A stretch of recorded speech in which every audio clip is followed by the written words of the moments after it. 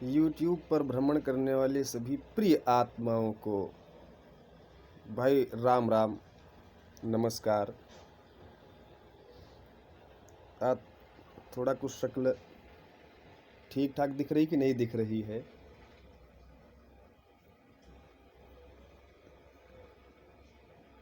आप सब लोग अच्छे होंगे, क्योंकि मैं अच्छा हूं तो आप भी अच्छे होंगे। आप भला तो जग भला, आप बुरा तो जग बुरा। यदि हम अच्छे हैं तो जग अच्छा, हम बुरे हैं तो जग बुरा।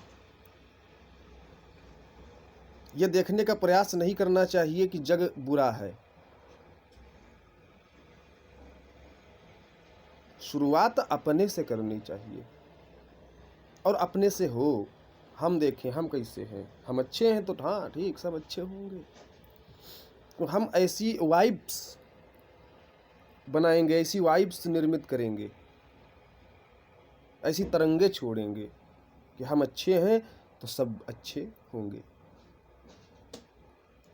ऐसा चिंतन। और जब कामना हमारी हो तो कामना कैसी हो? सबका भला हो, सब अच्छे रहें और हम भी अच्छे रहें। चिंतन हो तब हम अच्छे हैं तो सब अच्छे। और कामना जब हो तब सबका भला हो, सबका अच्छा हो, सबका कल्याण हो और हमारा भी हो। हमने एक शॉर्ट वीडियो में कहा था, भूत पर किस किस को विश्वास है। भूत का अर्थ लोगों ने लगा लिया सुपर नेचुरल पावर से, जिसको अपने सनातनी धर्मशास्त्रों में प्रेत योनि कहा गया है। मैंने भूत की बात की थी। भूत का अर्थ होता है बीता हुआ समय, बीता हुआ समय।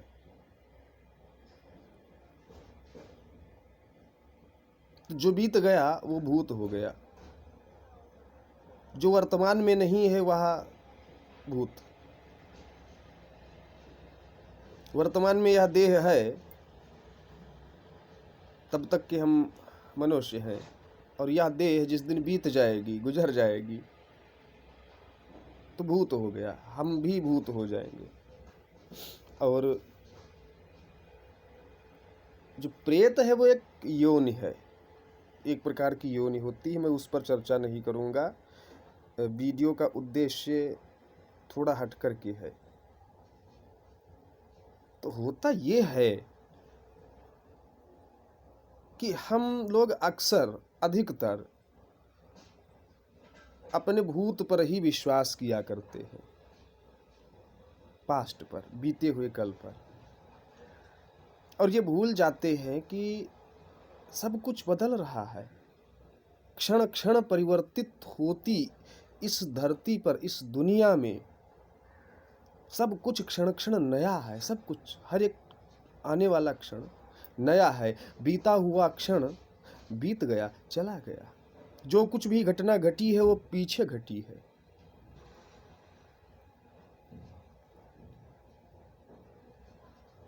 लेकिन हम लोग पकड़े बैठे रहते हैं उसको। हम लोग तो उस बिल्ली की तरह हैं जो जली है दूध से गरम गरम, छाछ फूंक फूंक करके पीती है। क्यों पीती है? क्योंकि वो भूत से, बीती हुई बातों से, बीते हुए अनुभव से जकड़ी हुई है।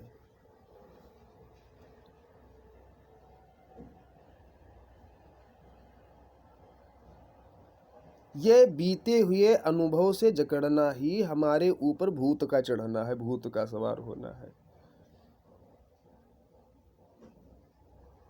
और जब भूत सवार हो जाता है तब हम कुछ नया सोच ही नहीं पाते हैं, हमारे पास नई दृष्टि ही नहीं आती है। हमारे जो परसेप्शंस हैं, हमारे जो कॉन्सेप्शंस हैं, धारणाएं और अवधारणाएं हैं, और धारणाएं अवधारणाएं आती कहाँ से हैं? बस हमारे भूत से आती है कि भाई हमारे साथ तो ऐसा हुआ था, और इनको हम अपना जीवन ग्रंथ बना लेते हैं, जीवन सिद्धांत बना लेते हैं और जीवन मार्ग बना लेते हैं, उसी पर चलते चले जाते हैं और उसके बाद में फिर हम फिर चिल्लाते हैं हमारे साथ कुछ अच्छा नहीं हो रहा। अच्छा क्यों नहीं हो रहा? क्योंकि पास्ट में बीते हुए दिनों में अच्छा नहीं हुआ था, इसलिए हमारा फिर से अच्छा नहीं होगा। ये हमारा अनुभव, हमारे साथ तो ऐसा होता ही रहता है।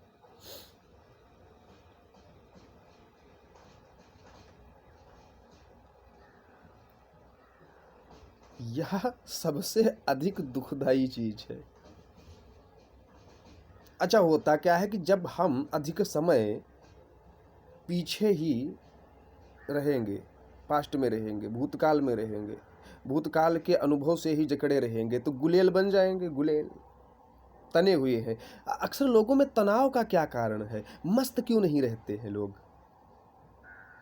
अरे भाई वो गुलेल बने हुए हैं, गुलेल को देखा है? गुलेल जब तक लूज है तब तक ठीक, आराम से पड़ी हुई है, और उसको जब खींचो तन गई, और उसके बाद में छोड़ दो तब क्या होता है? वो आगे की तरफ जाती है।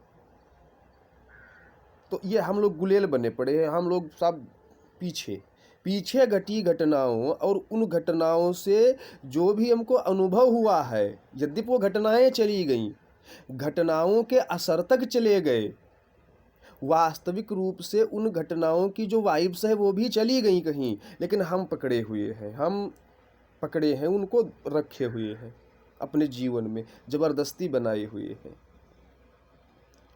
तब हम गुलेल बने हैं, पीछे की तरफ खींचते हुए जा रहे हैं, खींचते हुए जा रहे हैं, अपने को खींच रहे हैं और तने हुए हैं, और तनिक सी भी ढील मिली हम आगे की तरफ भविष्य की ओर सरक जाते हैं।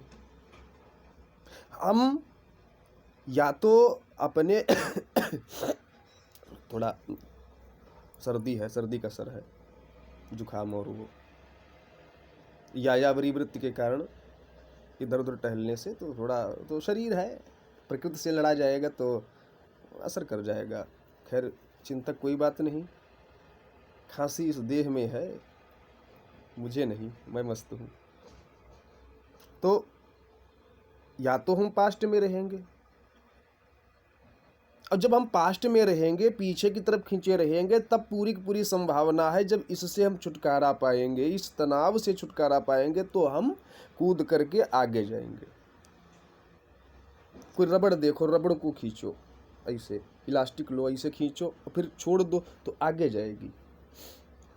अब भूतकाल की चीज़ों को सोचते सोचते सोचते सोचते थोड़ा सा हम ढीले हुए तो बग्घ से पहुंच गए भविष्य में। अब भविष्य में मेरा क्या होगा? सिर्फ घटनाओं पर ही चिंतन है, घटनाओं पर चिंतन है, भूत में घटी घटनाओं पर चिंतन, और फिर भविष्य में घटने वाली प्रकल्पित अपने मनगढ़ंत, ऐसा हो जाएगा, हाय ऐसा हो जाएगा, कहीं ऐसा न हो जाए। एक तो पहली चीज ऐसा हो जाएगा, और अगर इससे थोड़ा बहुत मुक्ति मिली तो कहीं ऐसा न हो जाए। अब इस बीच में वर्तमान गायब, अब तब हाइपरटेंशन, अति तनाव, खींचे खींचे खींचे खींचे, और ये हम सब करते हैं। तनाव क्या करता है? हमारी मांसपेशियों को खींचता रहता है, हमारी कोशिकाओं को खींचता रहता है। अच्छा, अब जब कोई चीज़ रोज रोज खींची जाएगी तो क्या होगी? टूट जाएगी। तो ये चेहरे की मांसपेशियां हमारी खींची हुई रहती है, आँखों की मांसपेशियां हमारी खींची रहती है, ये मस्तक में ये दो रेखाएं बनी रहती हैं, ये, और यहाँ पर क्या होता? हमने बताया था एक वीडियो में, ये तीसरा नेत्र है, आज्ञा चक्र है, जीवन के आनंद का स्रोत है। जिस प्रकार जीवन की ऊर्जा का स्रोत ये नाभि है, उसी प्रकार जीवन के आनंद का स्रोत ये है, और ये तनाव बना रहेगा। आनंद समाप्त। और जब आनंद समाप्त हो जाएगा तो जो जीवनदायिनी ऊर्जा है वो बिखर जाएगी। फिर क्या है? चेहरे पर झुर्रियां, समय से पहले हम बूढ़े हो जाएंगे। एक प्रकृति की व्यवस्था है चेहरे पर झुर्रियां लाने वाली, और एक हमारी व्यवस्था है कि हम तनाव दे दे करके अपने मस्तक की और चेहरे की मांसपेशियों को इतना तनाव देते हैं कि कोशिकाएं टूटने लगती। समय से पहले बुढ़ापा आ रहा है। भाई हम सब पढ़ते हैं, हमारे जो बहुत पुराने लोग थे 100, 150, 200 साल जी जाते थे। उससे भी ज़्यादा पुराने थे तो हजारों साल जी लेते थे।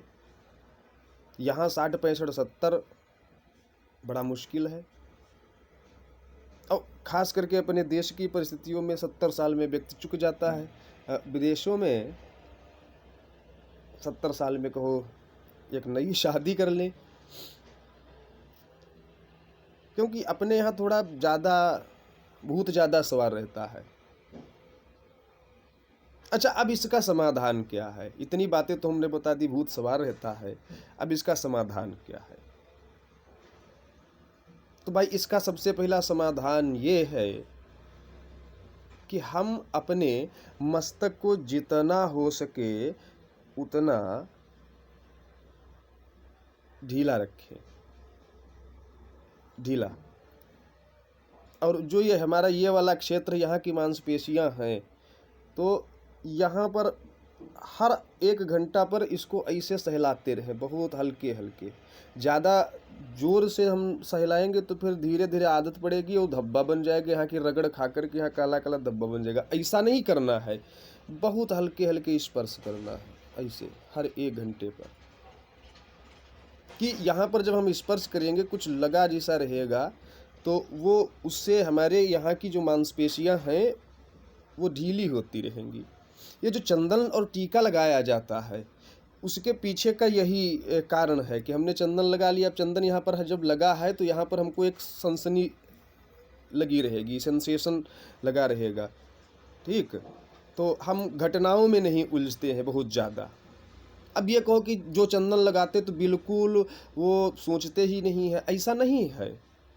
सोचते वो है लेकिन कम मात्रा में सोचते। ये पहला तरीका है, ये कक्षा 1 वाला तरीका, कि यहाँ पर चंदन लगा लिया।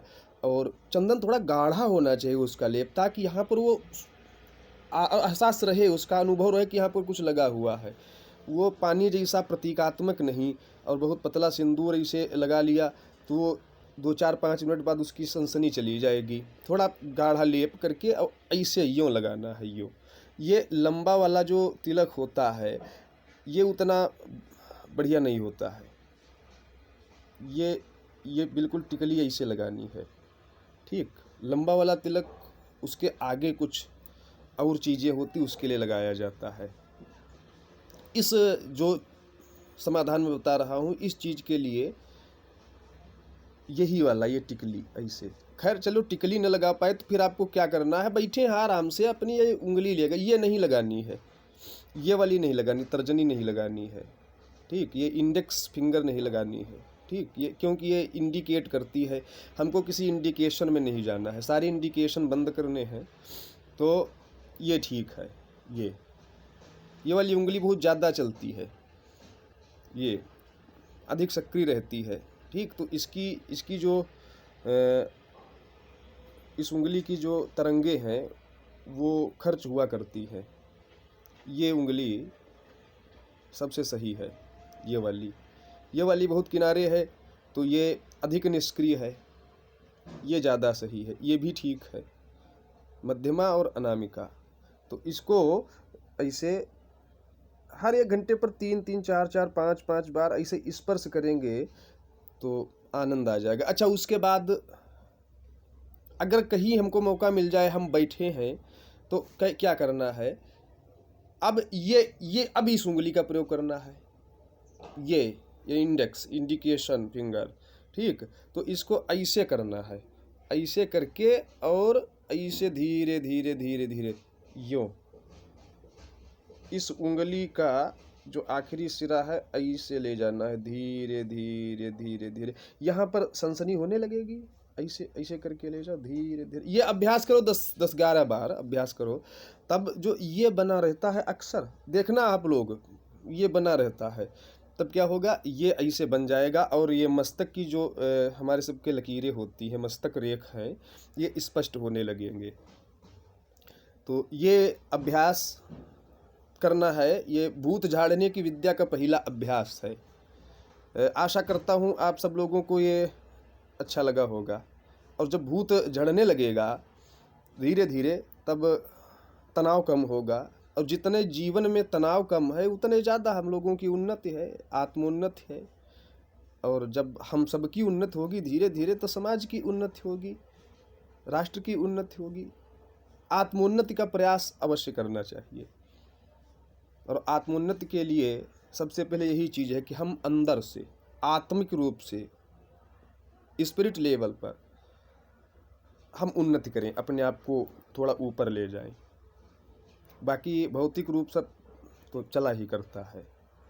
तो आप लोग समझ गए होंगे कि भूत और भूत झाड़ने की विद्या का पहला चरण।